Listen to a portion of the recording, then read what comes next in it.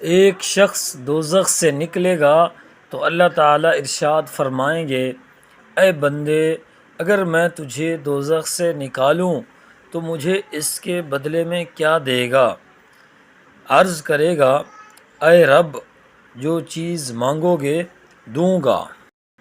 ارشاد باری تعالیٰ ہوگا، جھوٹ بولتا ہے، مجھے میری عزت کی قسم، تحقیق میں نے تجھ سے اس سے کم درجہ اور ادنیٰ چیز مانگی تھی لیکن تو نے مجھے نہیں دی۔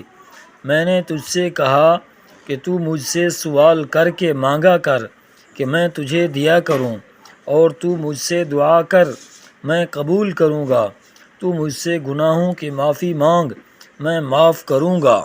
بے شک بندے کو قیامت کے دن اپنی کتاب نامہ اعمال کھلا ہوا دیا جائے گا، پس اس نامہ اعمال میں وہ ایسی نیکیاں دیکھے گا جو اس نے نہیں کی ہوں گی۔ وہ عرض کرے گا، اے رب، یہ نیکیاں تو میں نے نہیں کی۔